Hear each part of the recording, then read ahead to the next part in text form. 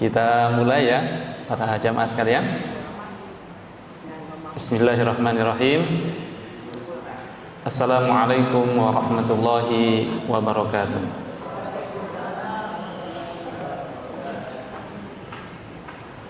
Innal hamdalillahi nahmaduhu wa nasta'inuhu wa nastahdi wa natubu ilaih. Asyhadu an la ilaha illallah wahdahu la syarikalah wa asyhadu anna Muhammadan abduhu wa rasuluh.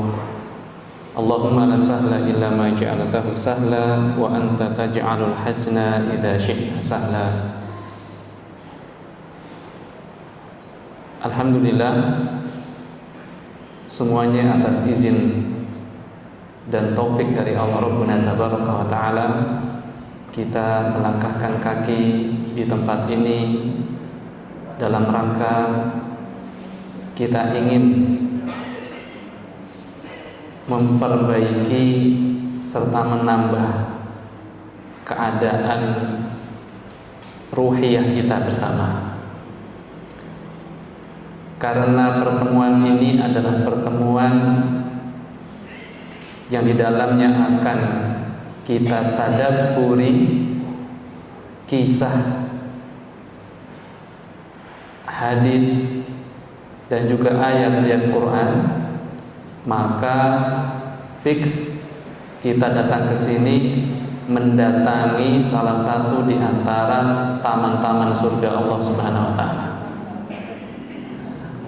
Jadi meskipun di sini tidak ada taman secara lahiriah, nggak ada pohon-pohon, nggak ada rumput-rumput yang hijau, tetapi Nabi menyebut kita sedang berada di taman surga. Semoga taman surga itu letaknya berada di dalam hati kita semua. Salawat dan salam untuk baginda Nabi Muhammad sallallahu alaihi wasallam, Rasul teladan kita yang di bulan-bulan ini ya, kita sedang banyak membincangkan tentang dirinya, mengingat-ingat sirah perjalanan hidupnya. Nabi sallallahu alaihi wasallam itu berbeda dengan nabi-nabi yang lain. Kalau semua nabi itu sudah memanfaatkan semua doa-doa mustajabnya, nabi kita tidak.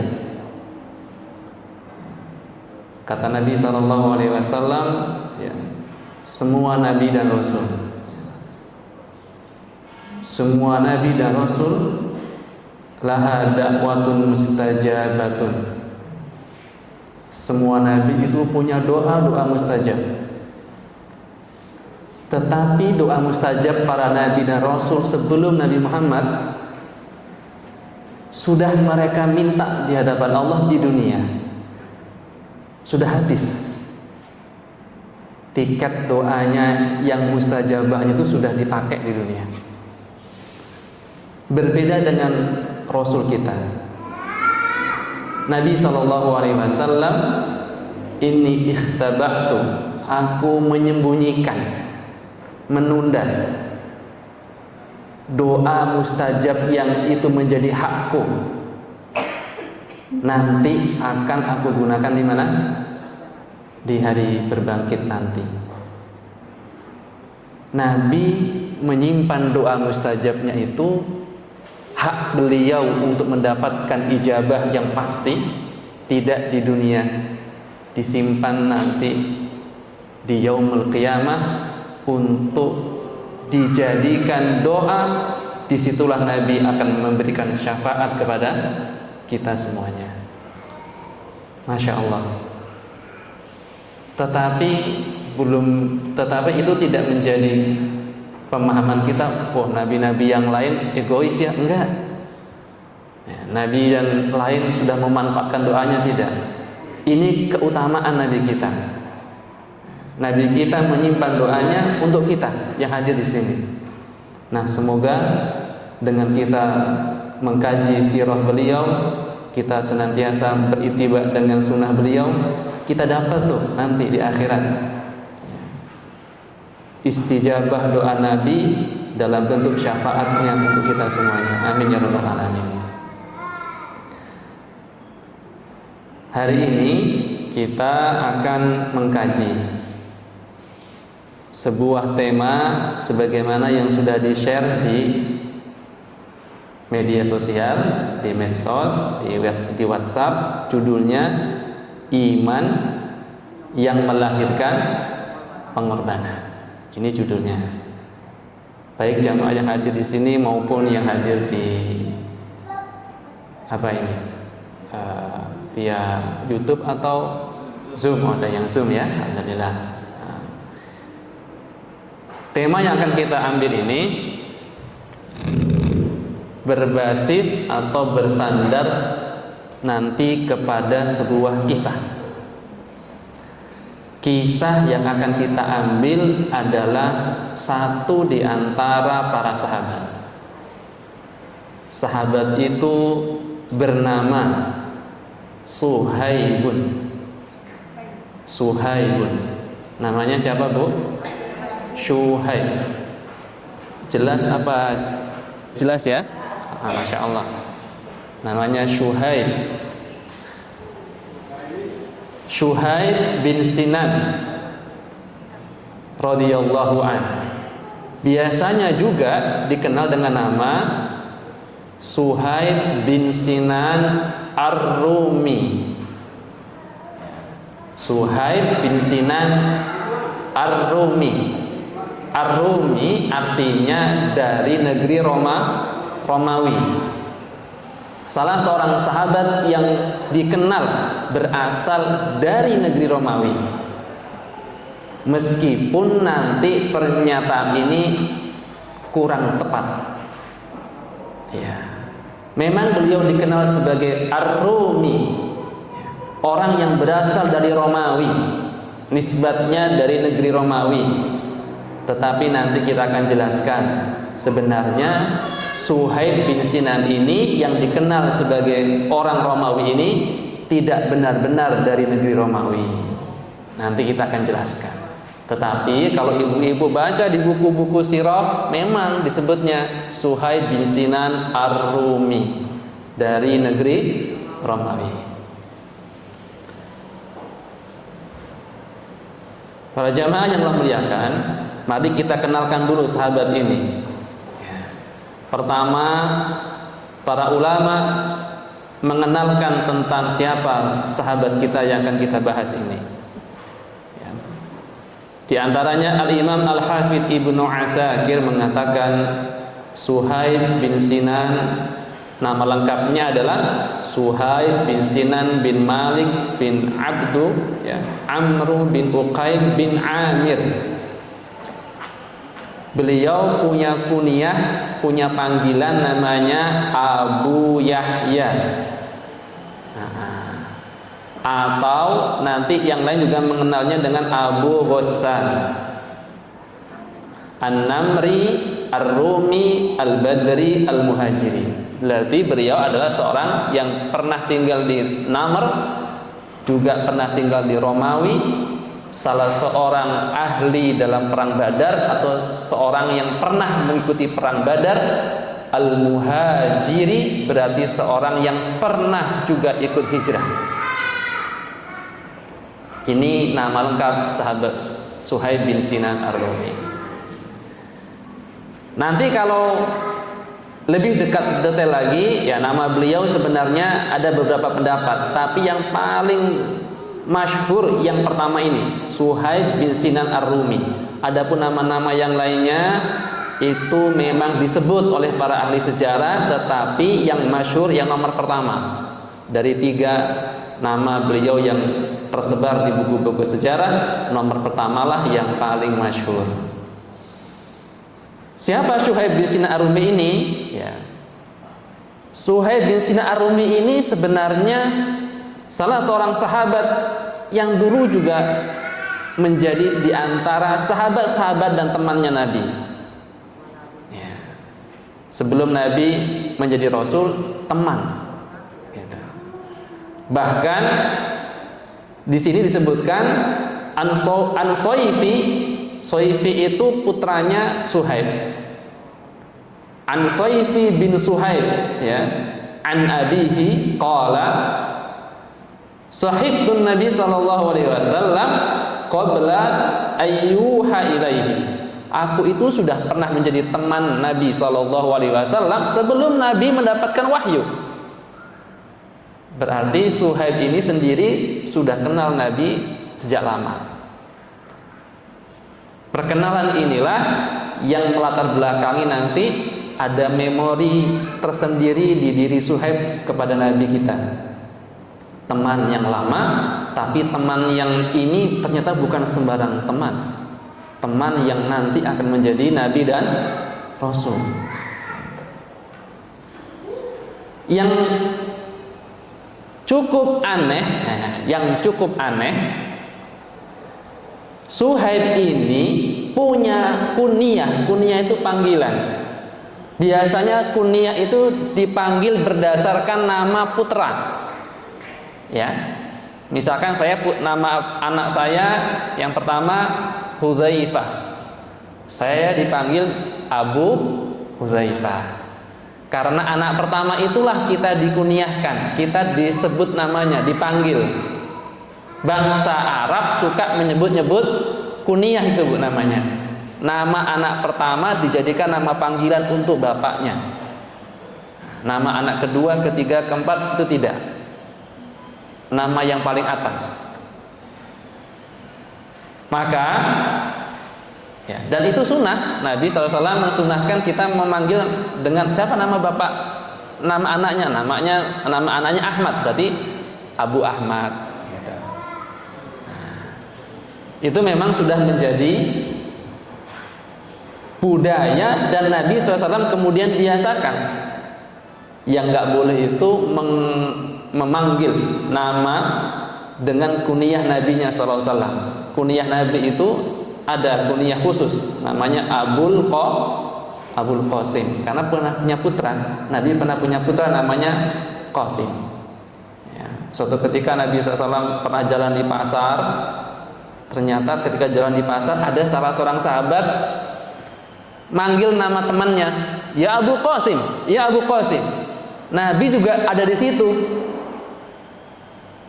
Nabi noleh karena Nabi merasa dipanggil. Ternyata sahabat tidak sedang memanggil Nabi, memanggil temannya. Nah, kata Nabi SAW kemudian mengatakan sammu bi ismi. Kalian boleh ngasih nama anak-anak kalian dengan namaku. Namaku Ahmad, namaku Muhammad, namaku Al-Hasir, namaku Al-Aqib. Nabi kan punya 10 nama dalam hadis yang sahih dan Quran. Silahkan mengambil nama dengan nama-namaku. Akan tetapi jangan engkau berkunyah, ya. Bikuniyati, nggak boleh mengambil kunyahku Abu Qasim itu cuma untuk aku. Nah, khusus. Tapi kalau ngasih nama anaknya dengan nama Nabi Muhammad itu silahkan. Nah, sejak itulah Nabi mengatakan jangan berkunyah dengan kunyahku, tetapi silahkan memberi nama dengan namaku. Nah, Suhaib ini nggak punya anak Yahya. Beliau nggak punya anak Yahya. Dalam sejarah beliau tidak punya nama anak bernama Yahya. Tetapi Nabi yang memberikan kunyah. Maka kalau itu hak Nabi, hak prerogatif Nabi yang nggak boleh dinasakh, nggak boleh dihapus. Kata Nabi SAW, kata Hamzah ini juga putranya Suhaib. Hamzah bin Suhaib an abihi qala, bapakku pernah berkata, kata Hamzah, kananiyan Nabi sallallahu alaihi wasallam Aba Yahya.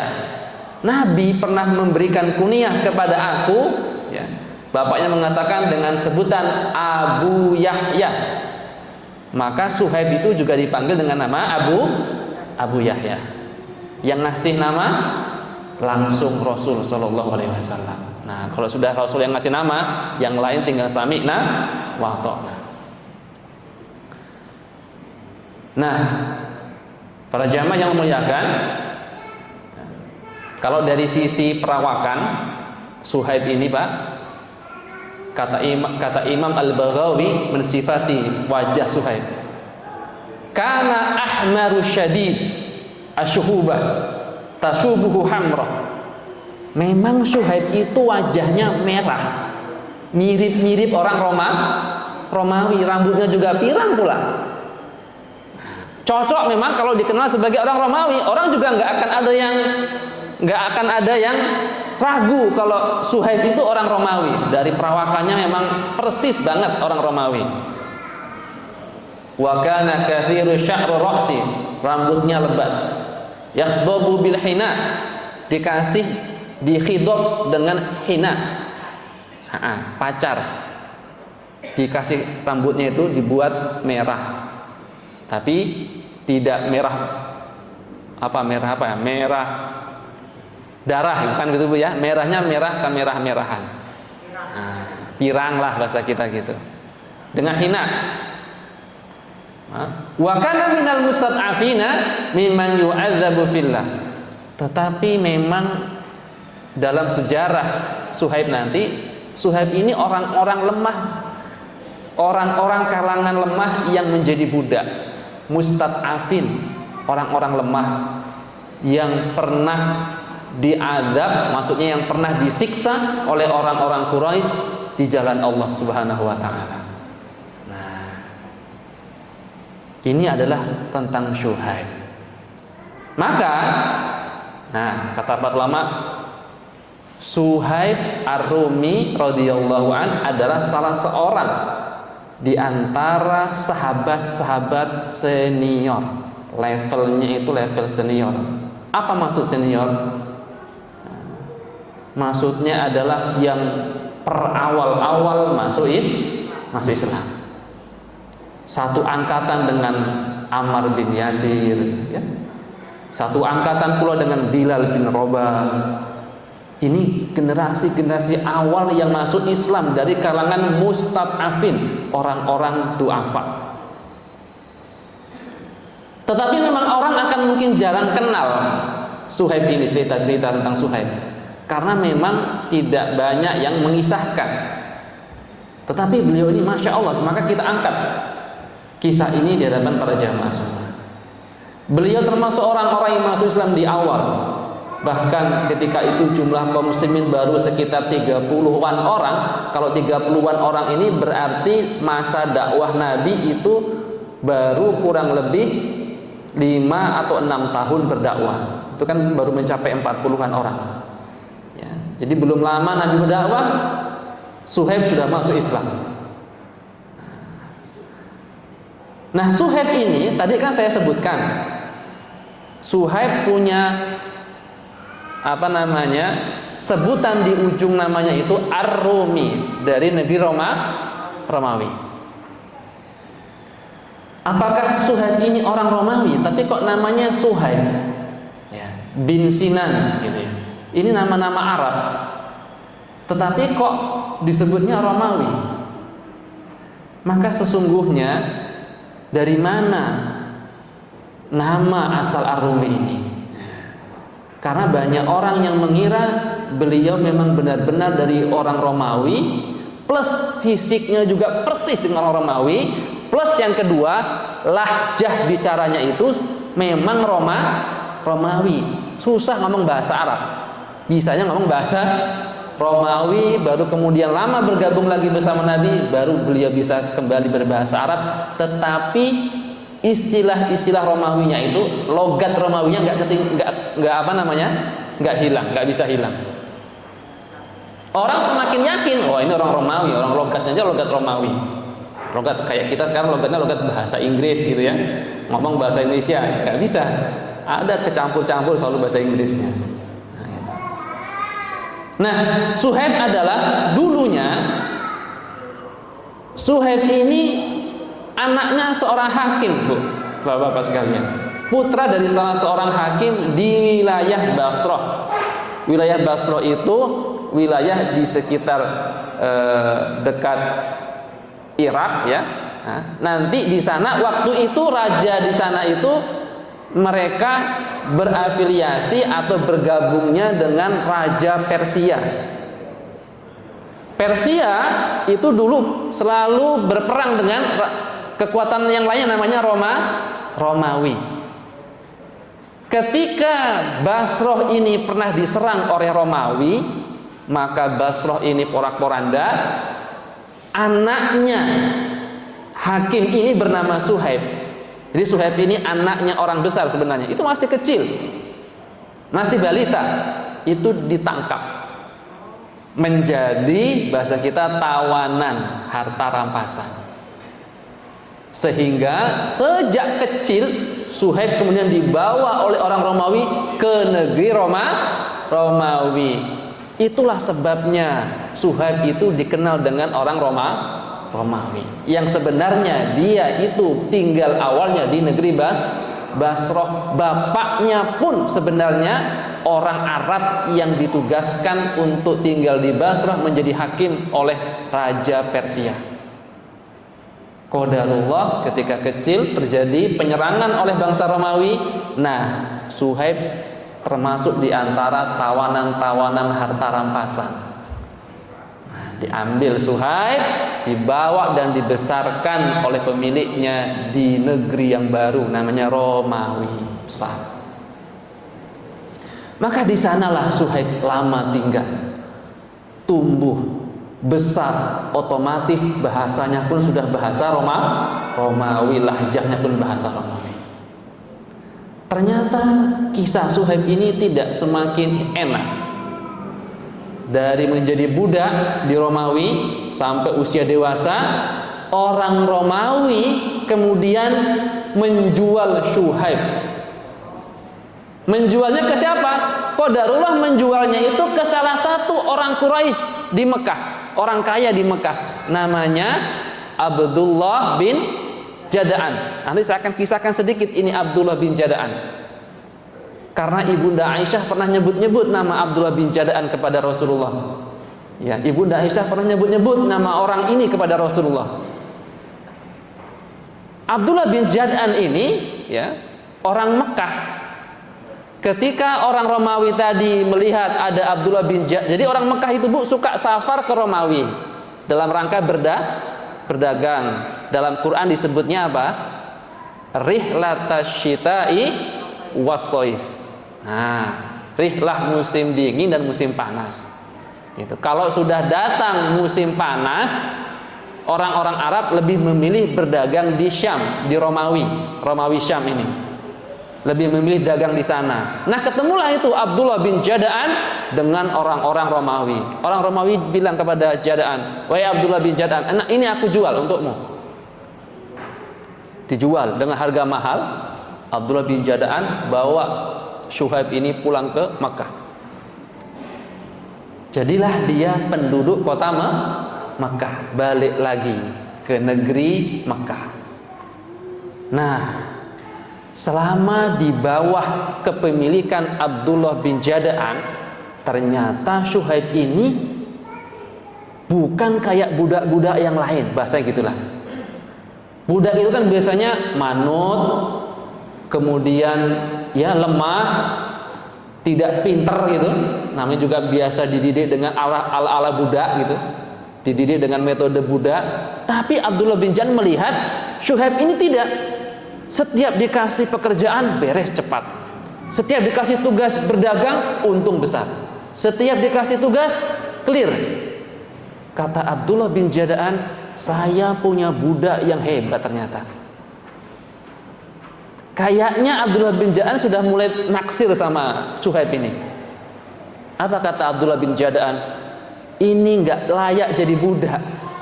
Kalau budak itu gampang disuruh-suruh dan begitulah kebiasaan budak.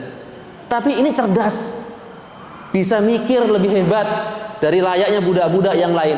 Maka kata Abdullah bin Jada'an, wahai Suhaib, sejak saat ini aku melihat engkau berbeda dengan yang lainnya, dan sejak ini pula aku merdekakan dirimu.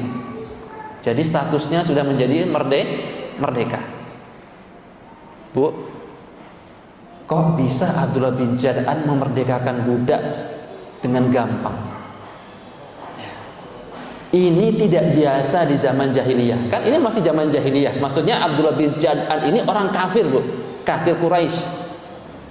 Sama dengan kayak Abu Jahal, Abu Lahab, Abu Sufyan waktu itu, Utbah dan lain sebagainya, deretan pembesar-pembesar Quraisy.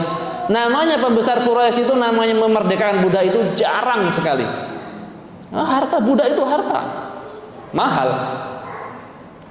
Tapi Abdullah bin Jad'an ini dia bisa memerdekakan budak.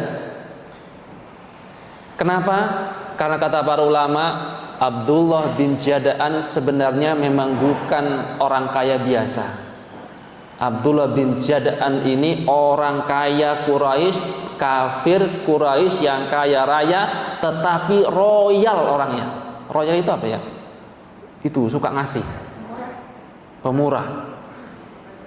Kata Abdullah bin Jad'an, siapapun yang datang ke rumahku pulang pasti akan membawa kebutuhan hidupnya. Setiap hari di rumah Abdullah bin Jad'an itu selalu ada kumandang dakwah, kumandang dakwah apa namanya? Seruan-seruan undangan. Ad-dakwah itu maksudnya undangan. Nanti Abdullah bin Jad'an itu menunjuk kepada ajudannya, ya, silakan datang ke rumah Abdullah bin Jad'an. Abdullah bin Jad'an menyiapkan makanan, menyiapkan minuman, menyiapkan macam-macam. Setiap hari orang datang kepada beliau untuk minta bantuan. Sebenarnya inilah kemudian saking dermawannya Abdullah bin Jad'an ini, Ibunda Aisyah pernah geleng-geleng kepala. Ibunda Aisyah melihat ini orangnya sangat royal, sangat baik, suka ngasih kepada orang yang lemah, orang yang minta dikasih. Tapi dia tidak masuk Islam, tidak beriman. Ibunda Aisyah terusik hatinya. Apa iya Abdullah bin Jad'an ini nanti mendapatkan haknya di surga? Saking baiknya di dunia. Sampai-sampai Abdullah bin Jad'an ini ada dalam terusik masuk ke dalam pikiran Ibunda Aisyah. Saking Ibunda Aisyah memendam pikiran itu, Ibunda Aisyah pun nanya kepada Rasul. Suatu saat Ibunda Aisyah bertanya kepada Rasul, "Ya Rasulullah." Dalam Sahih Muslim disebutkan, Ibunda Aisyah konsultasi kepada suaminya. Ketika konsultasi yang disebut namanya siapa, Bu? Ya Rasul, ya Rasulullah. Ibunda Aisyah memanggil Nabi tidak dengan nama ya Muhammad, tetapi memanggilnya dengan nama kedudukan beliau. Ya Rasulullah, wahai Rasulullah. Meskipun suami sendiri, Bu, ya, tetap hormat.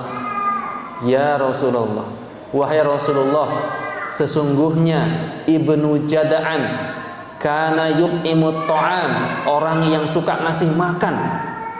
Enggak ada orang yang enggak ngasih makan seperti beliau ini. Wa yuqrid dhaif, juga orang yang suka memuliakan tamu, memberikan hak-hak tamu, menunaikan hajat-hajat tamu. Enggak ada orang yang semisal ini di Mekah ini. Kira-kira ini apakah yang dilakukan oleh Abdullah bin Jad'an ini fahal yanfa'uhu dzalika yaumal qiyamah? Ada enggak manfaatnya nanti pada hari kiamat? Infak, sedekah yang begitu luar biasa itu, ada enggak sedikit manfaatnya pada yaumul qiyamah nanti? Faqala, maka Nabi katakan, la, tidak ada. Tidak ada. Innahu lam yaqul yauman rabbighfirli khati'ati yaumaddin. Karena Abdullah bin Jad'an tidak pernah mengucapkan kalimat ya Allah ampunilah aku atas semua kesalahanku pada hari berbangkit nanti. Maksudnya Abdullah bin Jad'an tidak beriman kepada hari akhir. Enggak beriman. Enggak beriman kepada Allah, enggak beriman kepada para malaikat, enggak beriman kepada jannah, enggak beriman kepada neraka. Itu yang menyebabkan Abdullah bin Jad'an tidak punya hak sedikit pun pada hari kiamat. Dan Abdullah bin Jad'an tidak pula pernah beriman kepada Rasul sallallahu alaihi wasallam. Nah, kita balik lagi ke sahabat Syuaib, ya. Nah, Syuaib ini setelah dimerdekakan, maka statusnya berubah jadi orang yang bebas. Suhaib kemudian belajar dagang, belajar berniaga, sampailah Suhaib menjadi salah satu pedagang sukses di kota Mekah atau di Ummul Qura. Ummul Qura adalah nama lain Mekah. Sukses, menjadi orang yang sukses. Miskin, budak, jadi orang sukses. Maka kalau kita lihat peristiwa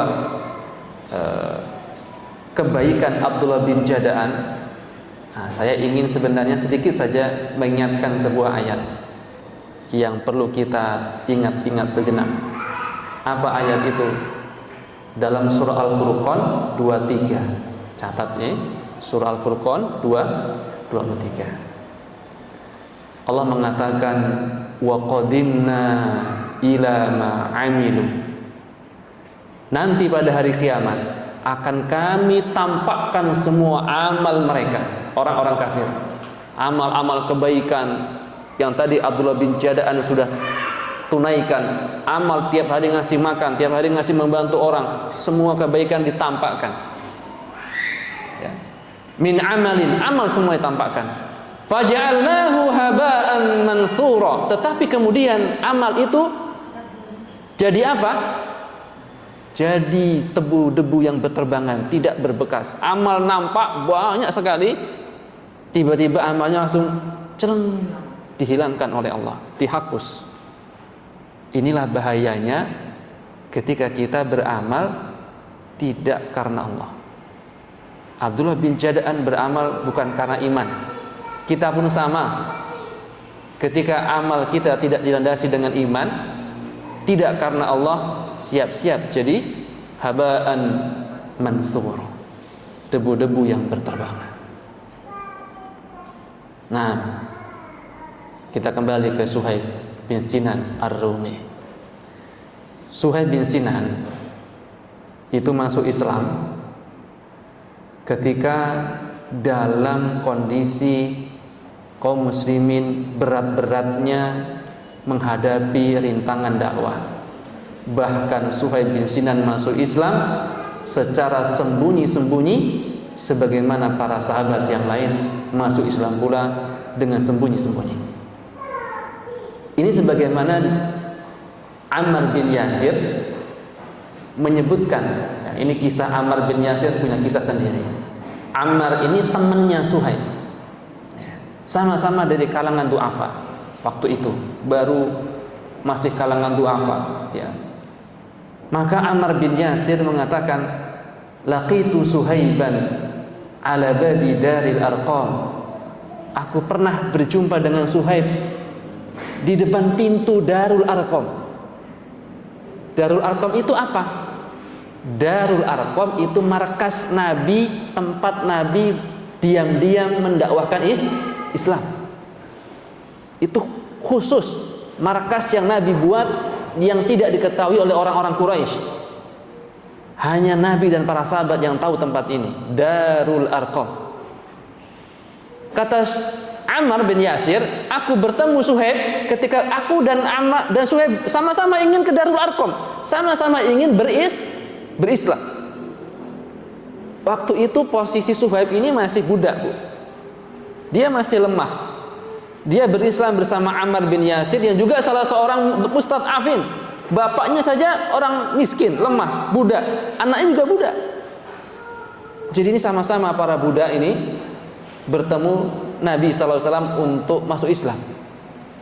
Aku dan Suhaib, kata Ammar bin Yasir, menjumpai rumah Darul Arqam, wa fiha Rasulullah sallallahu alaihi wasallam, dan di dalamnya ada Rasul SAW sedang mengajarkan Islam kepada para sahabat.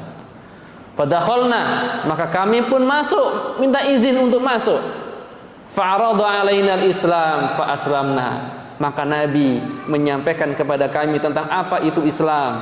Maka kami pun sangat tertarik kepada Nabi sallallahu alaihi wasallam dan kami sepakat untuk berislam. Kami berdua bareng Islamnya.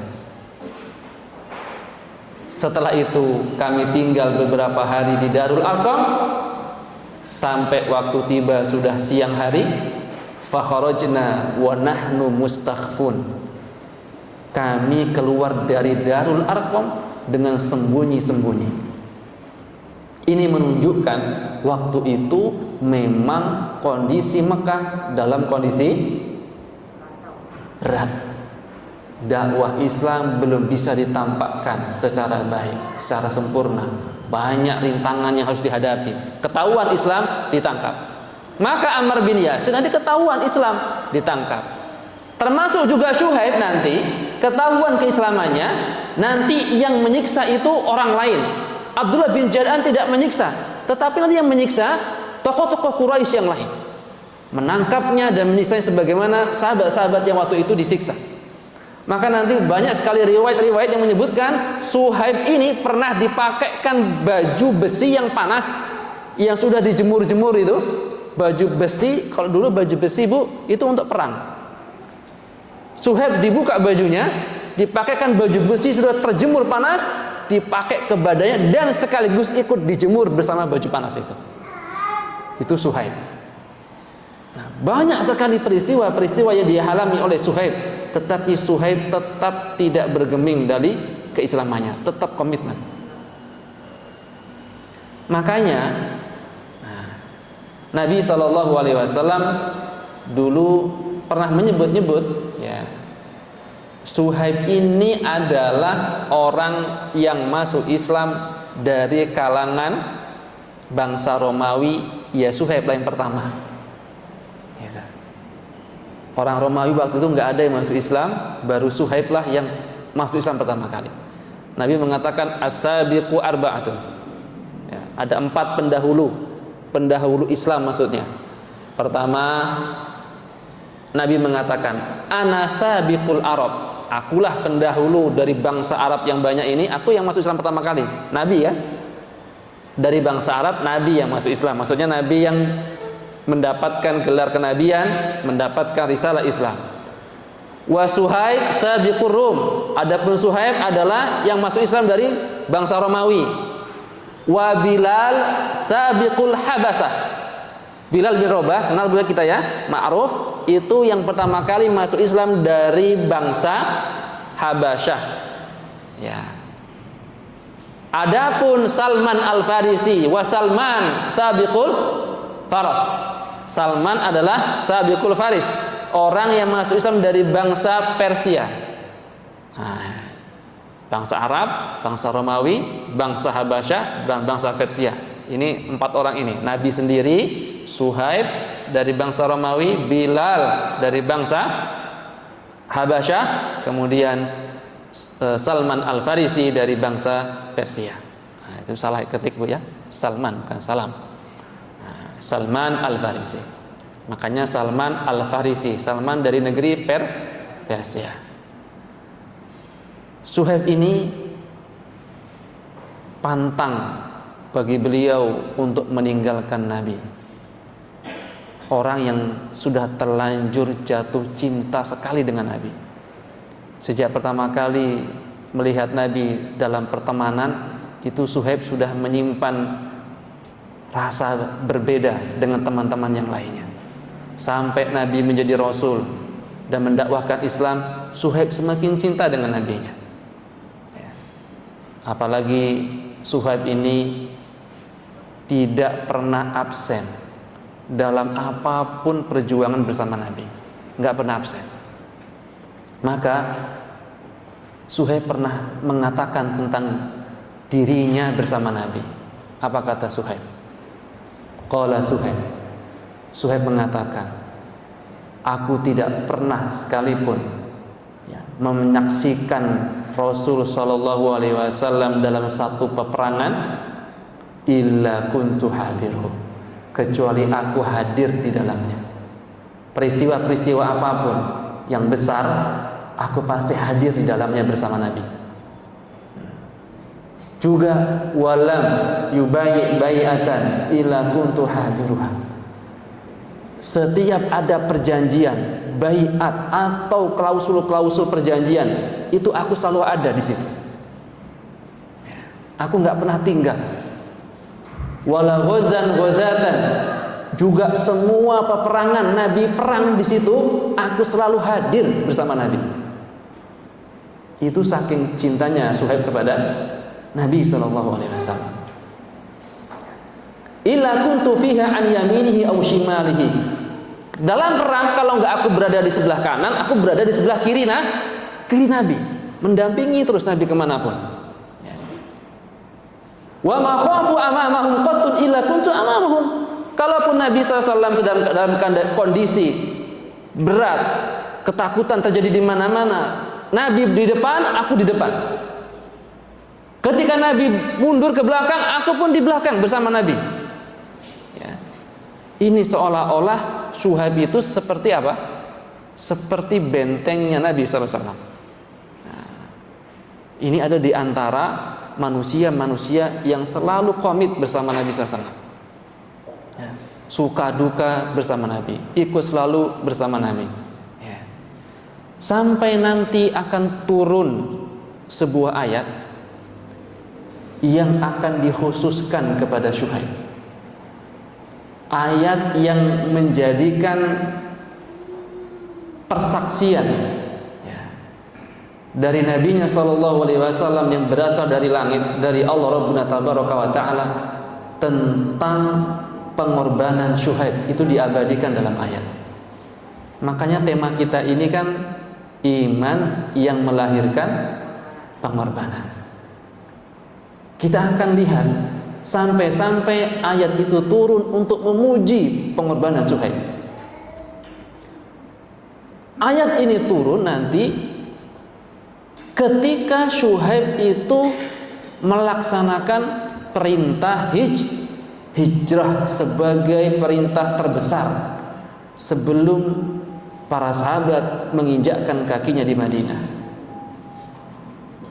Suhaib adalah di antara sahabat-sahabat lain yang juga ikut hijrah. Karena sudah tidak mungkin lagi para sahabat tinggal di kota Mekah. Semua pintu-pintu kota Mekah tertutup dari dakwah Nabi sallallahu alaihi wasallam. Bahkan 2 tahun sebelum Nabi hijrah ke Madinah, Nabi sudah berupaya untuk mencari tempat dakwah yang lain di Taif. Di Taif pun tertolak. Masuk lagi ke kota Mekah menolak Nabi, kecuali Nabi harus diberikan jaminan salah seorang sahabat Nabi sallallahu alaihi wasallam. Semua pintu-pintu kota Mekah sudah tertutup, para sahabat pun diperintahkan oleh Nabi untuk hijrah. Kapan hijrah, Bu? Pada bulan apa?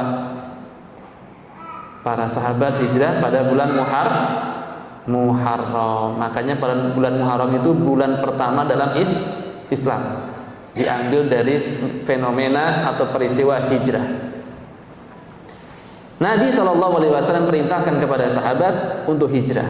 Nah, salah satu sahabat yang meriwayatkan hadis tentang hijrah itu juga Suhaib bin Sinan Ar-Rumi. Nah, ada beberapa riwayat tentang perintah hijrah, salah satunya datang dari sahabat Suhaib. Misalkan Nabi pernah mengatakan, uritu darul hijratikum. Aku pernah ditampakkan negeri tempat hijrahnya kalian, bagi para sahabat. Maka hijrahlah ke negeri ini. Negeri itu tanda-tandanya banyak di dalamnya nakhlah, pohon-pohon kurma. Bainal harratain atau bainal labatain, di antara 2 harrah. Harrah itu semacam bukit-bukit berbatu yang warnanya hitam ya Ustadz ya. Yang ibu kan pernah datang, sebagian sudah pernah datang umroh ya.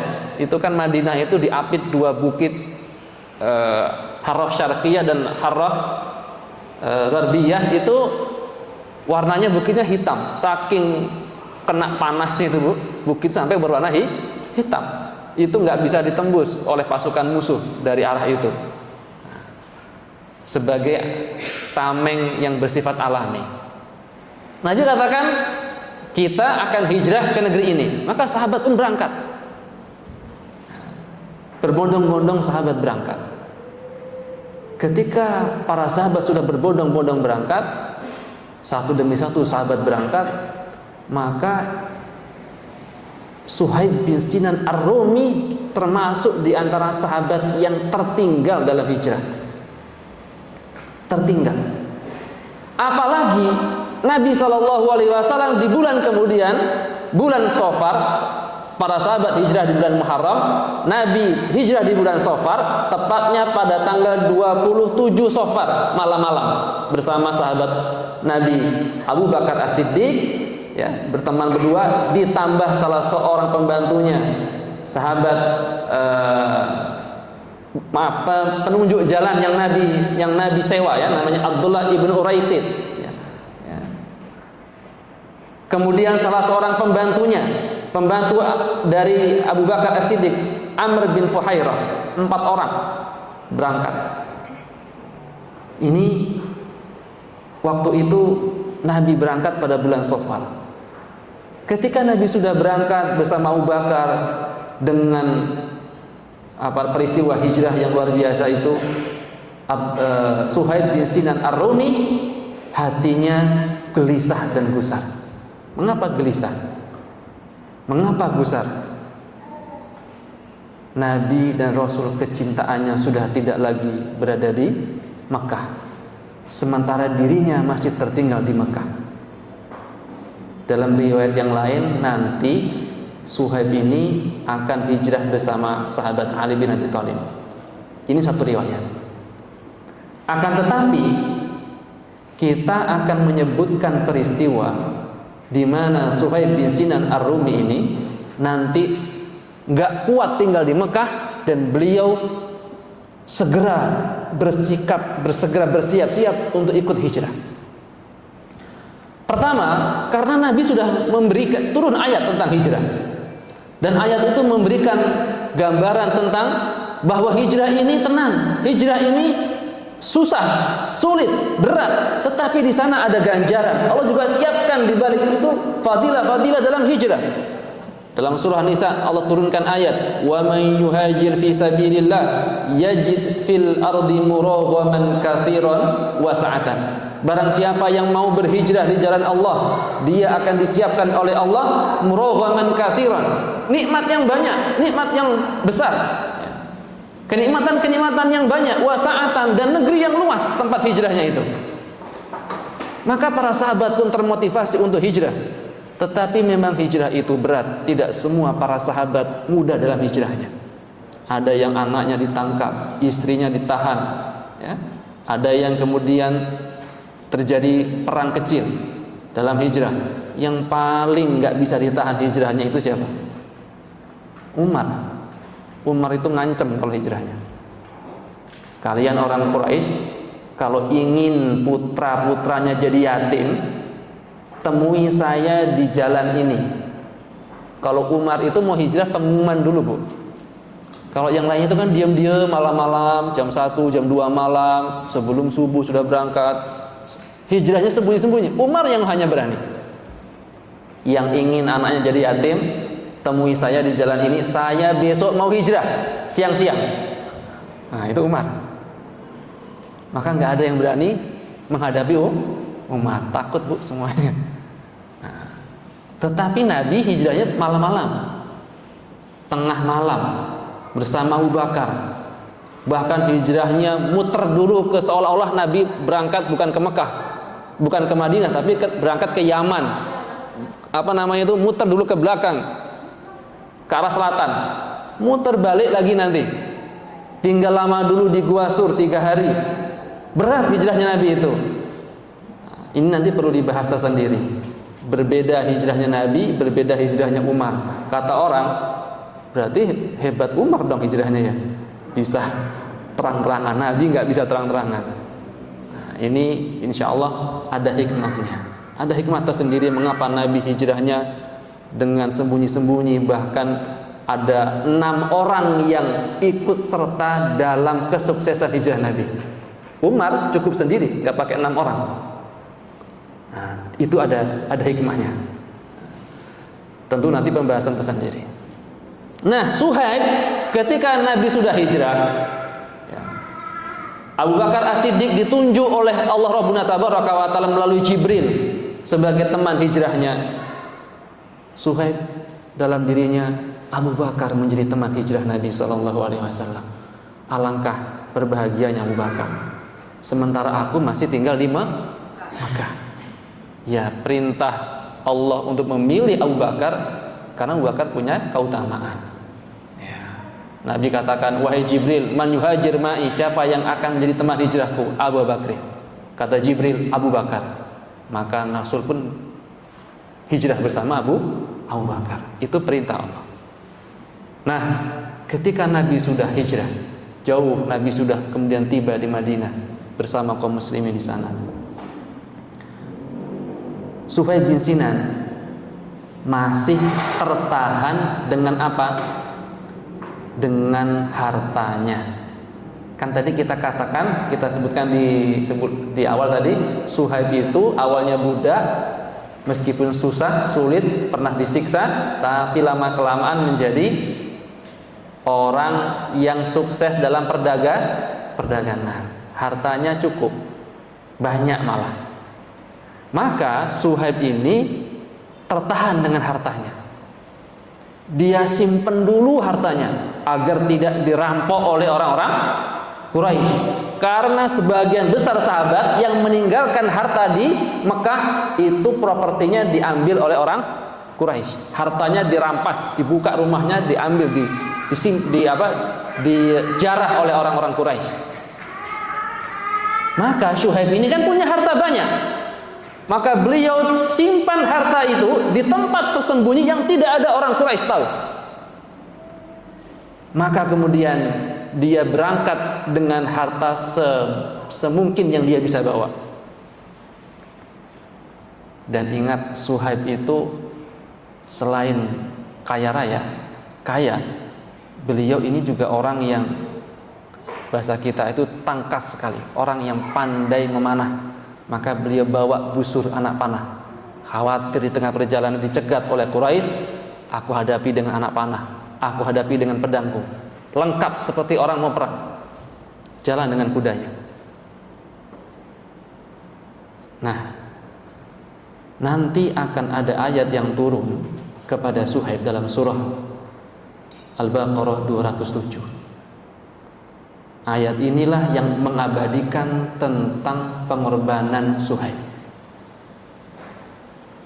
Di Mekah, Suhaib sudah memberikan pengorbanan besar untuk Islam. Pernah disiksa, pernah ditawan, lepas, kemudian hidup susah bersama Nabi di Mekah. Ya, pernah diboikot, ya, 3 tahun bersama Nabi SAW. Pernah susah dan payah. Tapi memang Suhaib ini tangkas, cakap, sehingga hartanya juga cukup. Hartanya banyak. Maka Suhaib itu mengisahkan tentang kisah hijrahnya yang kemudian menyebabkan turun ayat ini. Ayatnya surah Al-Baqarah 207. Nah, kita sebutkan kisahnya ya Bu ya, yang melatar belakangi turunnya ayat ini. Apa kisah hijrahnya? Ketika Suhaib bin Sinan Ar-Rumi berangkat hijrah, memastikan beliau sampai di Madinah, ingin segera bergabung bersama Rasul sallallahu alaihi wasallam karena sudah tidak, apa bahasa kita tuh, sudah apa? Enggak tahan lagi, ya, sudah sangat rindu bersama para sahabat, duduk bermajlis bersama Nabi di negeri yang baru, di negeri yang lebih aman. Maka Suhaib ini menyiapkan segala sesuatunya. Innahu lama hajara, ketika Suhaib sudah berangkat untuk hijrah, taba'ahu nafaru minal musyrikin. Tiba-tiba di tengah perjalanan Suhaib diketahui sedang berangkat, dan orang-orang musyrikin segera untuk mengejar Suhaib. Sekelompok orang-orang musyrikin menyiapkan pedangnya, menyiapkan tombak-tombaknya untuk menyusul Suhaib. Kemudian Suhaib pun tertangkap. Terjadilah dialog antara Suhaib dengan kelompok Quraisy ini. Faqala, maka Suhaib kemudian mengajukan pertanyaan kepada orang-orang Quraisy. Kata Suhaib apa? Ya ma'syar Quraisy, wahai kalian orang-orang Quraisy, inni man armakum. Kalian tahu, aku ini adalah orang yang paling lihai, paling cakap dalam melemparkan anak panah. Ini jaraknya masih berhadap-hadapan, belum bertemu langsung fisik, masih ada jarak di antara Suhaib dengan orang yang mencegat dari Quraisy. Kalian tahu, akulah orang yang paling hebat dalam memanah di antara kalian. Wala tasiluna ilayya hatta armikum bikulli syahmin ma'i. Kalian melangkahkan kaki mendekat kepadaku, aku akan lepaskan anak panah ini. Sehingga bisa jadi di antara kalian ada yang mati. Ya, ini gertakan Suhaib.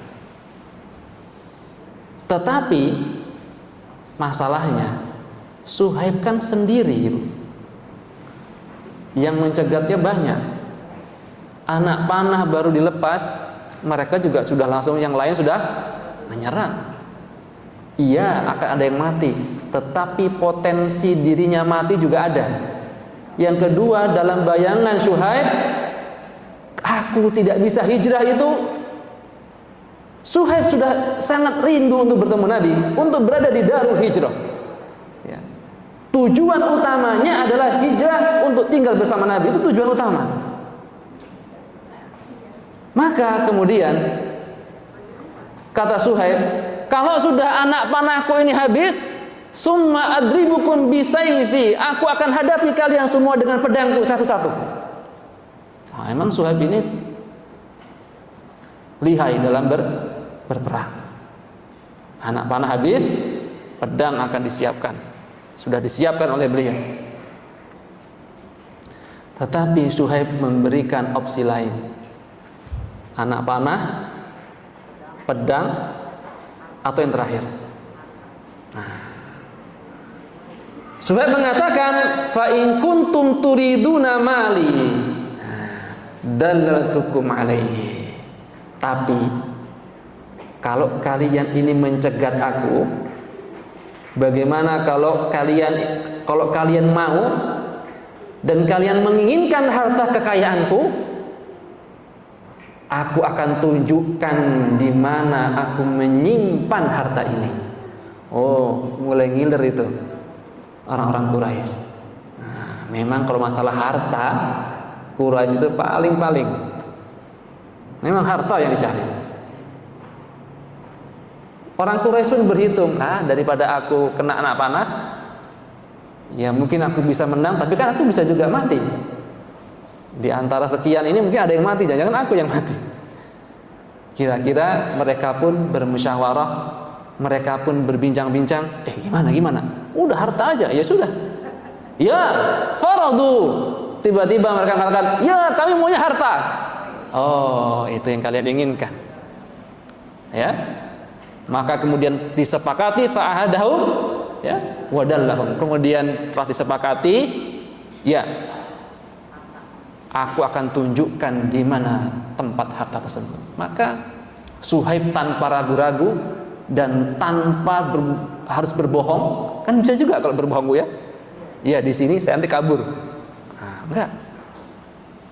Hartaku diletakkan di sini, di tempat ini, di tempat ini, dan di tempat ini. Masya Allah. Faraja'u fa'akhadhu malahu. Kemudian mereka langsung kabur, buru-buru pulang. Meninggalkan Suhaib. Hartanya ini. Tinggallah Suhaib sendirian untuk berangkat hijrah. Mereka berbondong-bondong, berburu-buru mengambil harta yang ditunjukkan oleh Suhaib. Emasnya di sini, dirhamnya di sini, disinilah tempatnya. Nah, mereka matanya sudah tidak bisa lagi melihat wujud Suhaib, ya, yang dilihat ada harta emas. Maka Suhaib pun berangkat seorang diri.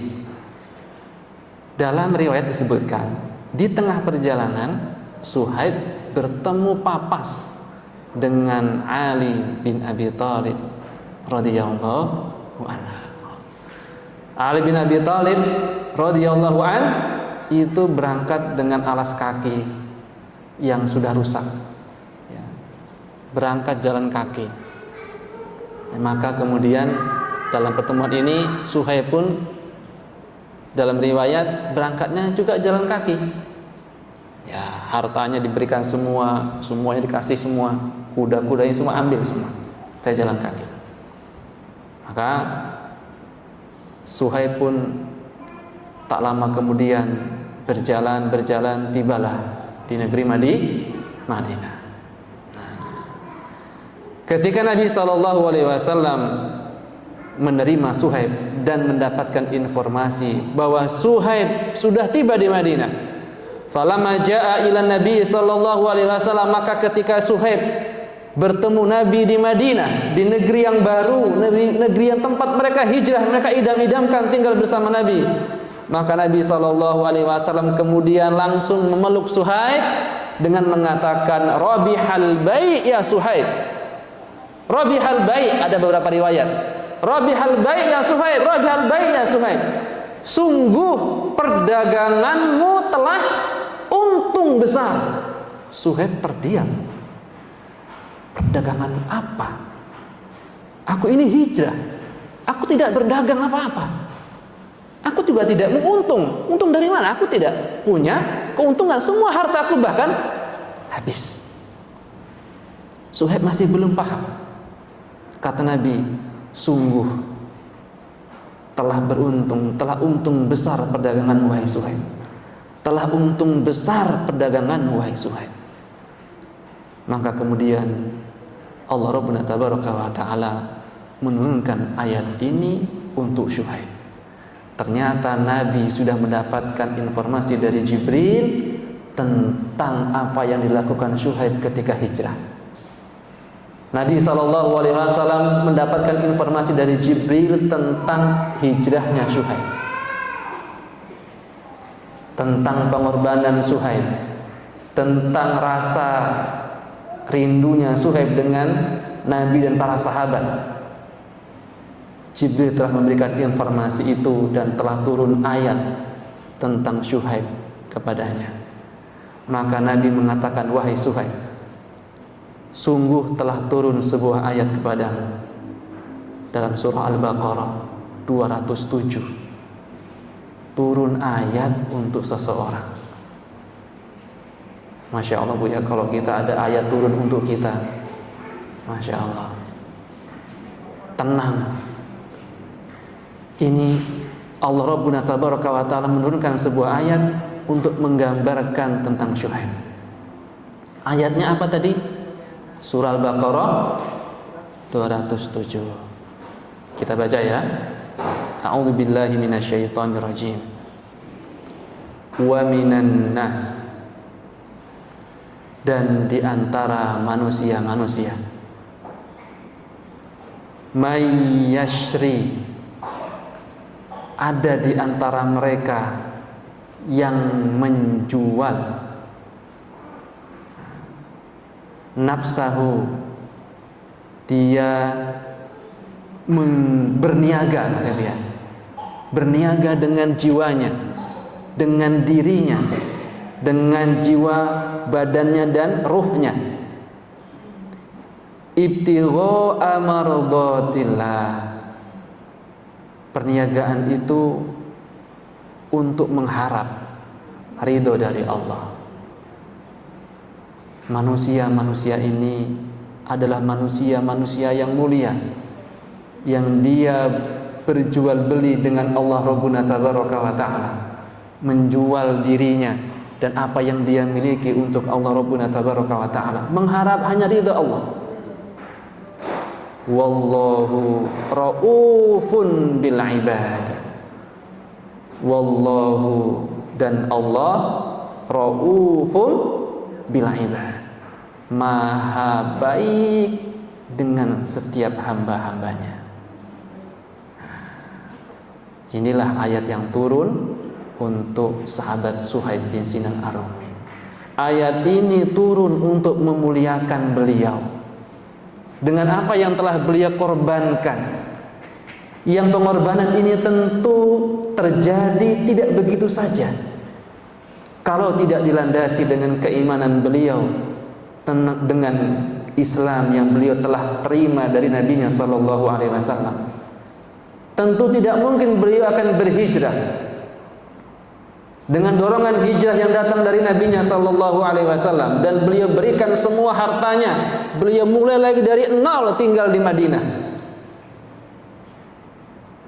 Maka dalam dialog yang lain, orang-orang Quraisy itu mengatakan begini kepada Syuaib sebelum tadi tertangkap. Wahai Syuaib, dulu engkau tiba di Mekah ini dalam kondisi sebagai seorang budak. Sekarang engkau akan meninggalkan Mekah dan hijrah dengan kondisi sebagai orang kaya raya? Tidak akan kami biarkan. Nah, dalam riwayat lain ada dialog seperti itu juga. Dulu engkau orang budak, sekarang engkau kaya, engkau punya harta banyak. Bahasa mereka, enak saja engkau akan hijrah. Gitu. Maka Suhaib bin Sinan Ar-Rumi memberikan semua hartanya untuk hijrah. Maka inilah kemudian ayat yang turun memuji sikap Suhaib, sehingga Suhaib dikenal sebagai orang yang berkorban untuk Allah dan Rasulnya dengan sepenuh harta, sepenuh pengorbanan dirinya. Bagi dirinya, harta yang dititipkan kepadanya bukan miliknya. Bagi dirinya, hidup bersama nabinya, berjuang bersama nabinya itu jauh lebih mulia dari harta yang banyak yang sudah dia kumpulkan.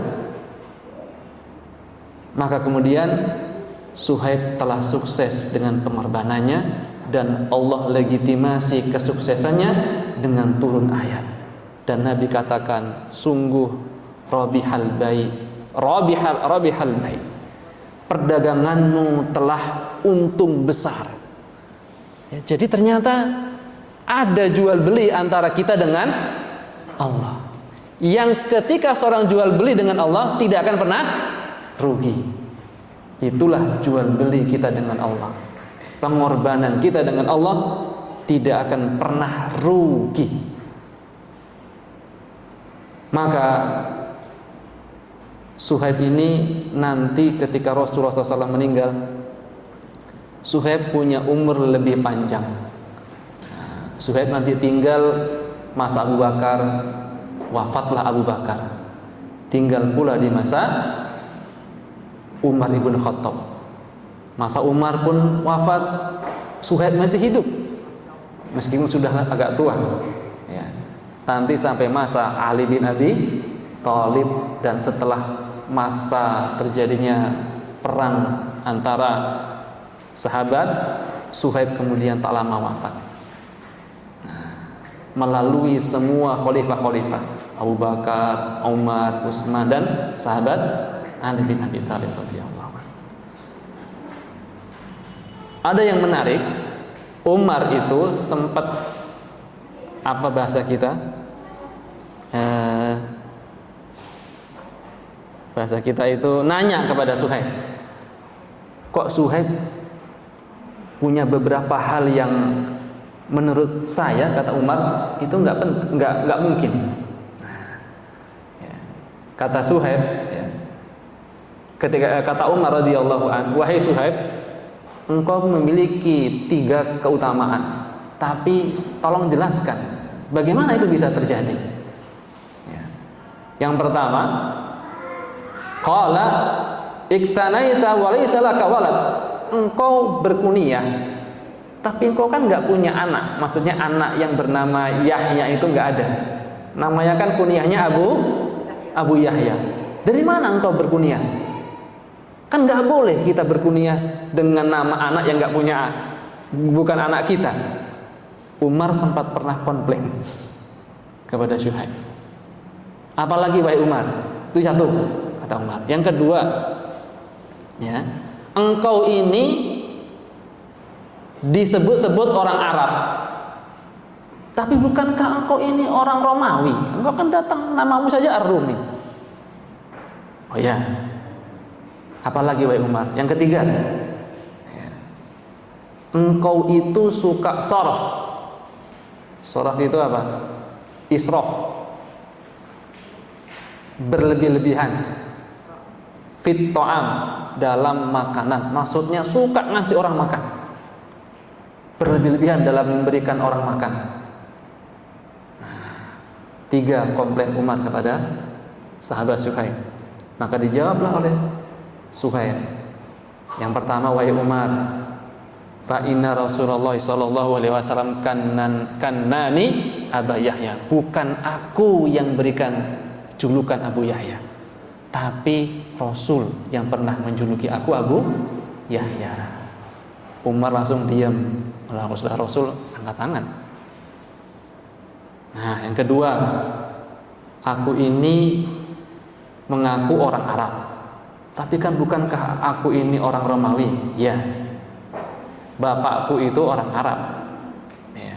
Tetapi aku dulu pernah tertangkap oleh orang Romawi dan aku berada di Mosul. Aku lama tinggal di sana, maka aku disebut-sebutlah sebagai orang Romawi. Oke.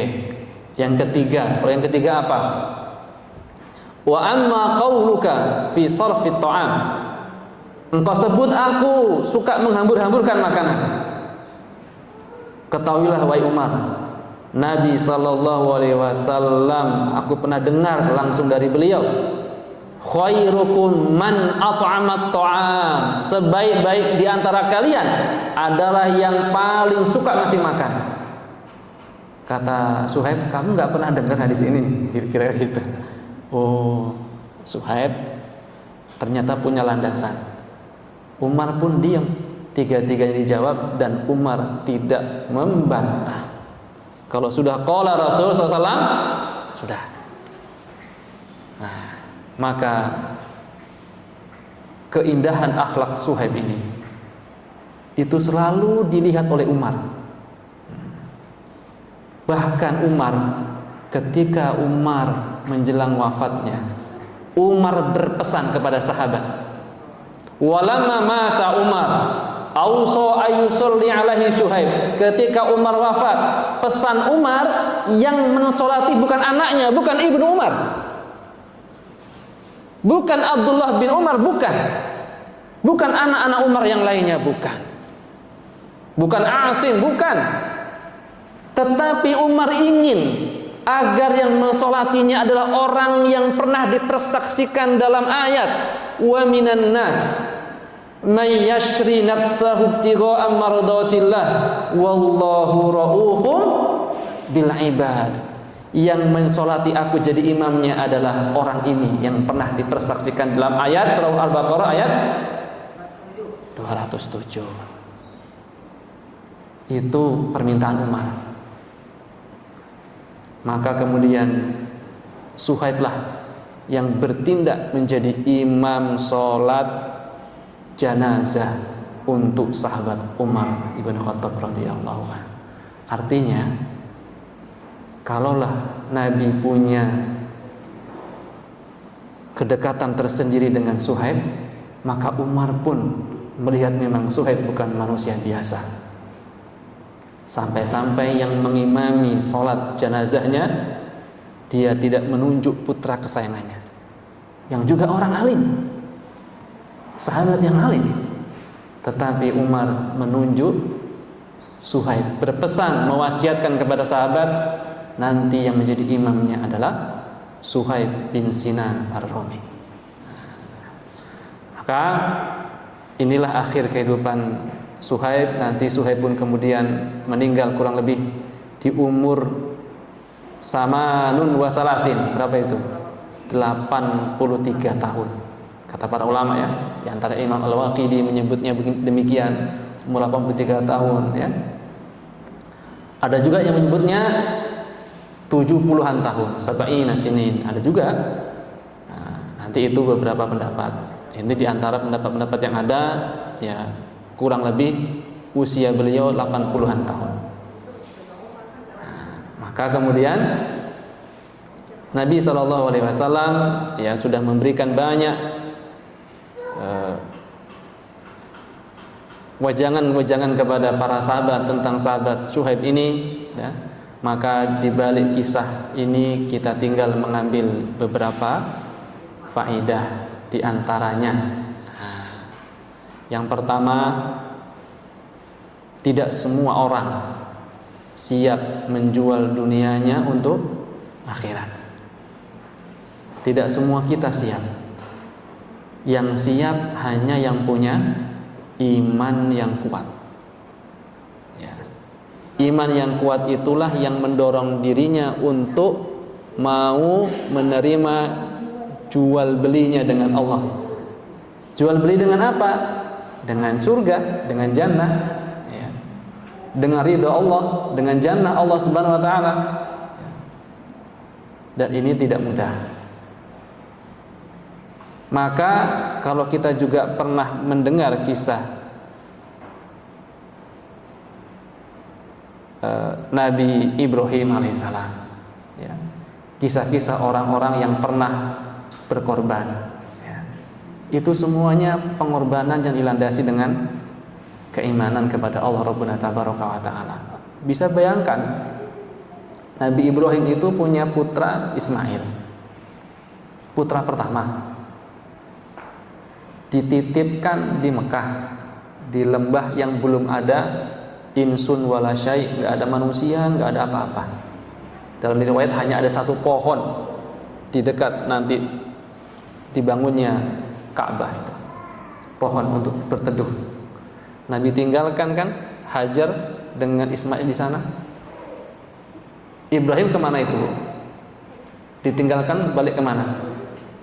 Balik ke Palestina. Ninggalin Hajar dengan Ismail balik ke Palestina, jauh atas perintah Allah. Dalam sejarah dan riwayat hanya 4 kali Nabi Ibrahim mengunjungi anak kesayangan dan istrinya tercinta. Pertama, ketika Ibrahim alaihissalam, ya, diperintahkan untuk melihat putranya yang sudah mulai dewasa.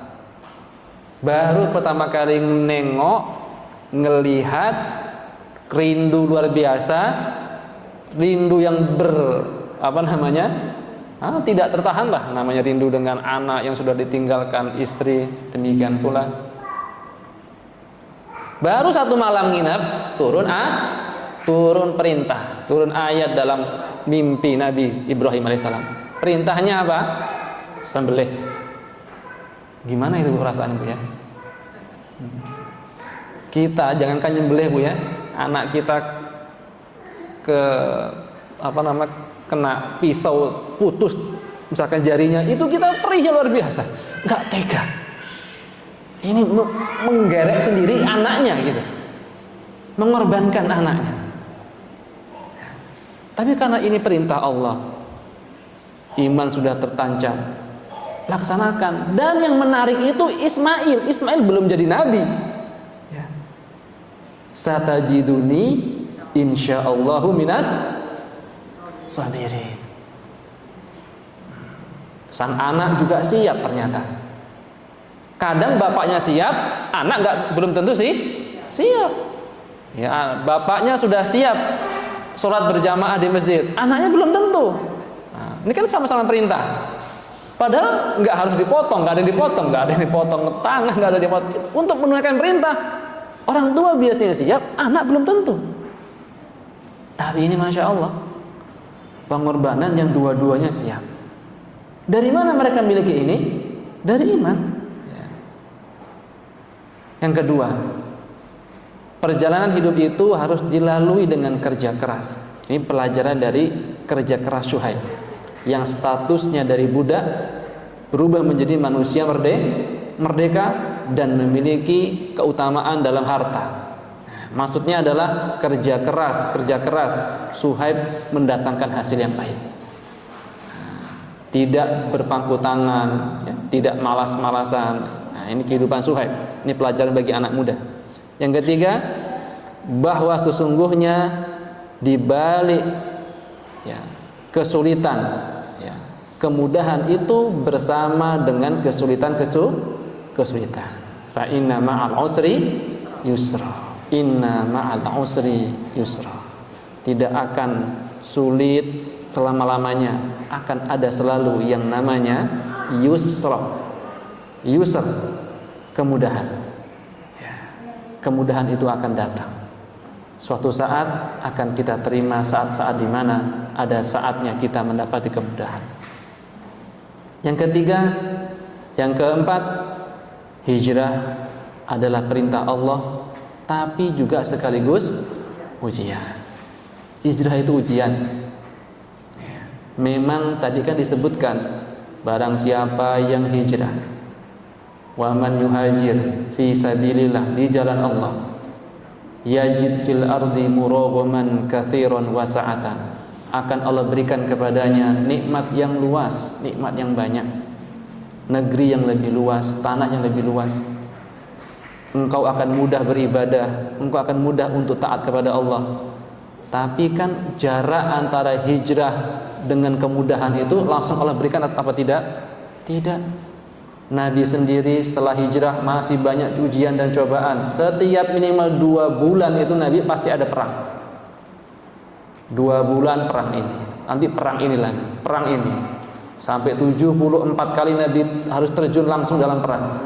Bayangkan Bu, ya, ngikuti perang Sariyah bersama sahabat 70 sekian kali, Nabi ikutnya 24 dari 70-an sekian itu.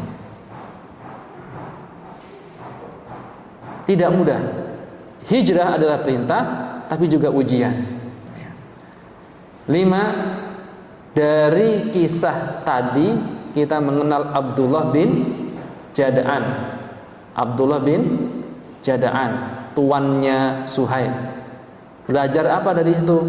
Meskipun dermawan, meskipun perbuatannya mulia, baik, tetapi tauhid jauh lebih mahal dari semua. Iman jauh lebih mahal.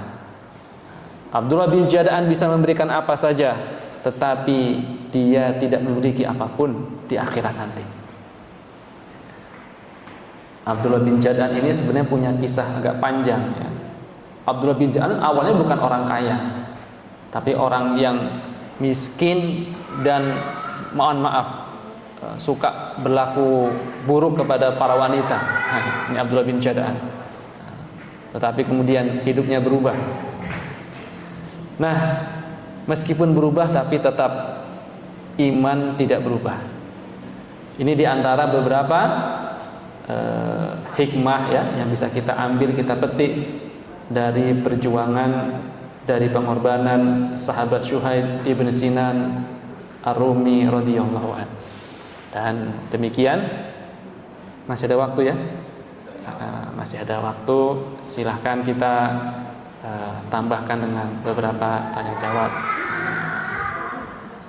Tadi dijelaskan amal bisa dihapus sama Allah. Nah, itu apa saja penyebabnya. Terus yang ketiga, hijrahnya sudah syuhad ya, yang cukup besar. Kalau menjelaskan hijrahnya syuhad yang cukup besar.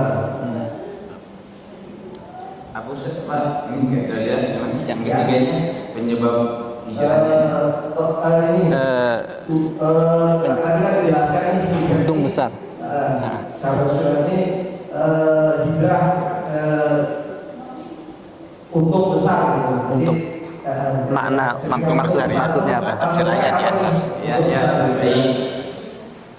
Terus kan tadi disebutkan budak, pengertian budak itu yang sekarang ini kayak apa? Misalnya ART atau gimana gitu, jadi biar jelas. Terima kasih Ustaz. Waalaikumsalam. Ini pertanyaan yang borong. Sebenarnya saya juga ada beberapa pertanyaan saya. Iya. Ada beberapa pertanyaan dan banyak lagi pertanyaan saya. Sedikit saya sampaikan, beliau saya terima topik guru sirah kita di sini. Biasa kalau kita belajar itu lepas fokus sedikit udah buyar semua ini kita materi itu buyar kalau bahasa gitu. Makanya dari tadi saya fokus mendengarkan gitu supaya nggak buyar. Nah, karena fokus mendengarkan banyak pertanyaan juga sebenarnya dari saya. Tapi kita yang patin aja dulu saja. Boleh, boleh. Yang pertama tadi masalah ini penamaan hijrah ya, masalah hijrah. Yang sekarang kan populer itu artis-artis hijrah. Ada katanya ceritanya yang pacaran syar'i ya, mungkin kayak gitu lah. Ya, apakah sama gitu ya? Dan yang kedua itu masalah apa? Gimana tadi Pak? Saya lupa yang kedua tadi. Yang kedua, yang kedua tadi apa? Amal Ya, yang dihapus. Ya. Penyebab amal itu dihapus Ya, apa saja dan tafsir ayat yang tadi, jual beli jual beli. Al-Baqarah 107 ya. Mungkin sekali langsung langsung semuanya empat-empatnya. Bismillah. Ya, Bismillah saya akan usahakan jawab. Pertama, apa tadi terkait Budak Ustaz. Budak yang keempat budak. yang pertama dulu. Oh, yang pertama itu fenomena hijrah. Nah, fenomena hijrah, ya.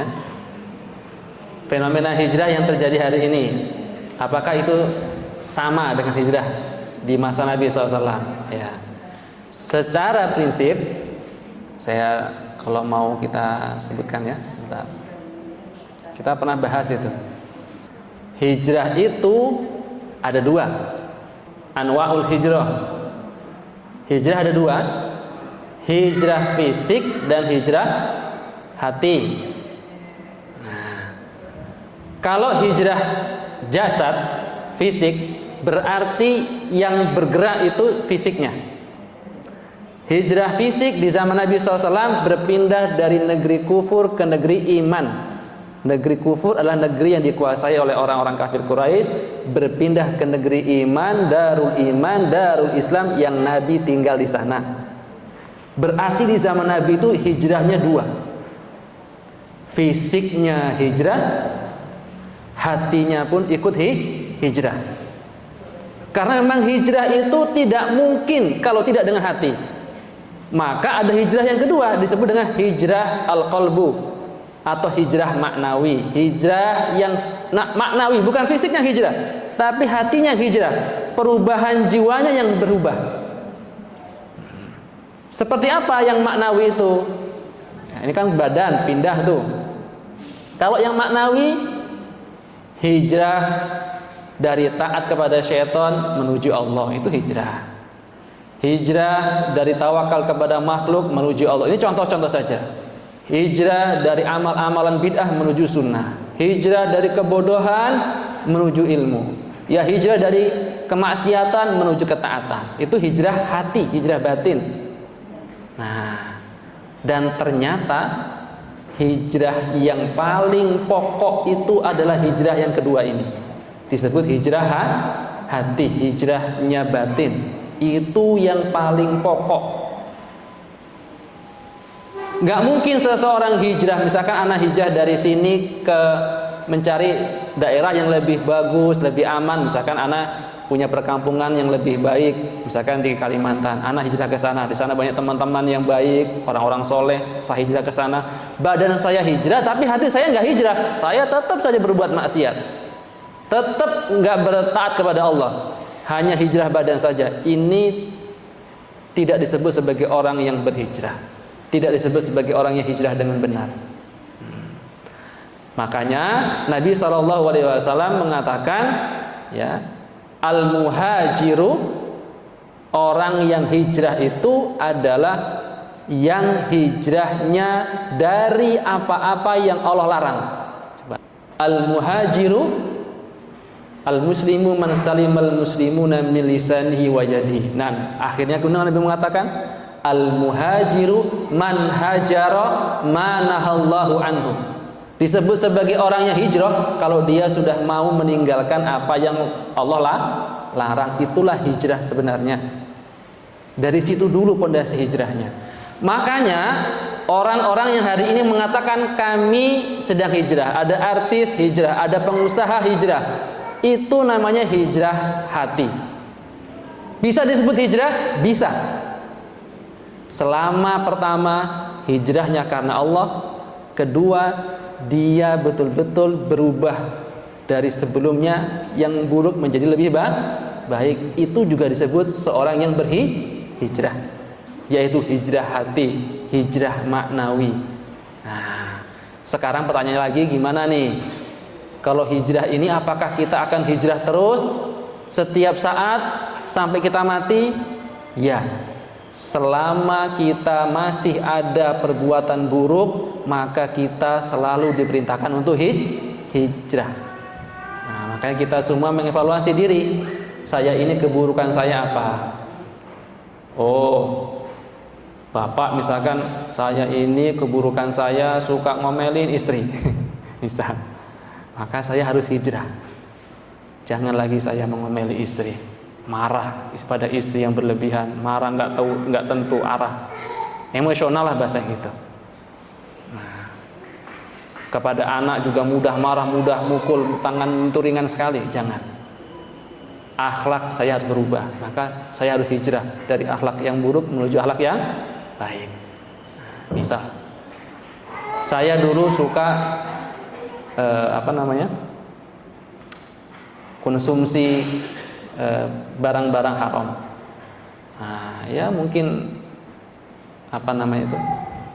minuman yang haram, meskipun kadarnya kecil, katanya 0,0% gitu, tapi tetap saja suka konsumsi yang khamar misalkan. Sekarang saya hijrah, saya tinggalkan khamar, maka saya hijrah. Memang yang lebih sempurna itu kalau hijrah dirinya dia kemudian dilengkapi dengan hijrah fisiknya, tapi kan tidak semua siap. Nah, hijrah fisik itu apa? Misalkan di kampung saya ini pelacur semuanya, komplek pelacuran, anak saya pasti akan rusak kalau tinggal di sana, istri saya pasti mungkin juga akan rusak. Maka saya hijrahlah dari komplek pelacuran itu ke perumahan Islam, misalkan perumahan Darussalam. Itu hijrah juga sebenarnya.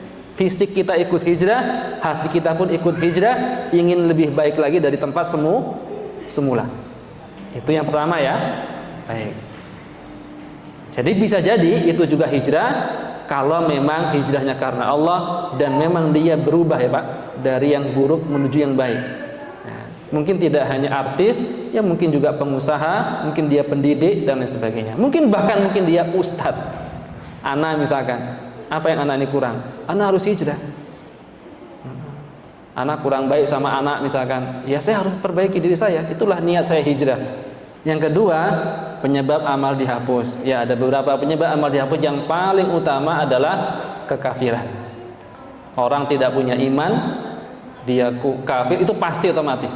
Amalnya sudah nggak terhitung. Habaan mansura. Ya. Juga dalam surah Al-Ghasyiyah itu apa sebutnya? Hal ataka hadisul ghasyiyah wujuhu yaumadin khasyiah amilatun nasibah. Orang banyak beramal tapi ternyata amalnya sia-sia. Ya, itu gambaran orang-orang kafir yang tidak beriman kepada Allah dan Rasulnya. Yang kedua, tidak ikhlas, karena semua amal akan dihitung dengan dua syarat. Pertama, ikhlas. Yang kedua, apakah amalnya benar atau tidak. Nah, kalau amalnya sudah benar dan dia tidak ikhlas, belum diterima. Atau sebaliknya, dia sudah ikhlas tapi amalnya menyelisihi Islam, menyelisihi sunnah Nabi, juga tidak diterima. Jadi harus ikhlas, amalnya harus benar. Ya, mengamalkan benar. Nah, yang ketiga, nanti ada namanya itu penyakit-penyakit atau sumum ya, racun-racunnya yang membuat kita gugur amal itu. Di antaranya penyakit-penyakitnya adalah riya, sum'ah, ya, riya pamer. Nah, sum'ah pengen didengar, ujub ini perasaan bangga. Nah, itu juga akan membuat amal-amal kita menjadi gugur, dan semuanya itu termasuk syirik kecil. Syirik tapi kecil, kesyirikan yang kecil yang menghapus amal-amal kebaikan yang kita ada di dalamnya, riya, sum'ah, ujub, itu pasti akan terhapus. Nah, hati-hati dengan beberapa nama-nama ayat. Yang ketiga, singkat saja, tentang apa? Nah, Rabihal Bai'. Rabihal Bai' maksudnya adalah untung besar karena kita berniaga dengan Allah, kita menjual harta kita itu, kita korbankan karena Allah, maka kita akan untung besar. Untungnya apa? Dapat surga yang isinya nikmatnya jauh lebih besar dari apa yang kita pernah korbankan. Nah, maksudnya kita dapat jannah dan dapat jannah. Yang keempat, budak. Budak ini hari ini di Indonesia tidak ada.